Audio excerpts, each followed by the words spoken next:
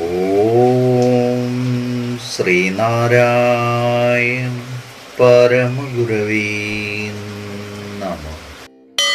സുപ്രഭാതം. 1847 ദിവസമായി ഇന്ന് 2026 ജൂൺ മാസം 5 തീയതി വെള്ളിയാഴ്ച. 1201 ആണ്ട് എടവമാസം 22 തീയതി. ഗുരുവചനങ്ങളിലൂടെ മതദ്വേഷം, ജാതിവൈരം, ഈശ്വരനിലുള്ള ഭേദം ഇവകളാൽ ജനങ്ങളിൽ ചിലർ അന്യമതങ്ങളെ ആക്ഷേപിക്കുകയും ചിലർ സ്വമതത്തെ പ്രശംസിക്കുകയും ചെയ്യുന്നു. ശ്രീനാരായണ ഗുരുദേവൻ.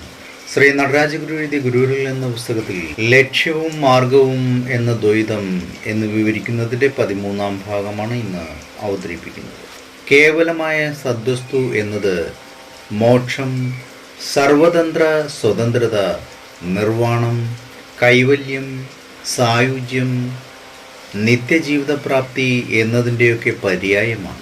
അദ്വൈത ജ്ഞാനദൃഷ്ട്യ ഒരു ദ്വൈതവും ഇല്ല. എന്നാൽ ആ ജ്ഞാനലാഭത്തിന് സ്വീകരിക്കുന്ന രീതിയുടെ അഥവാ സാധകൻ്റെ സാധനയുടെ വശത്ത് നിന്നുകൊണ്ട് നോക്കുമ്പോൾ ദ്വൈതം അനിവാര്യമായി വരുന്നു.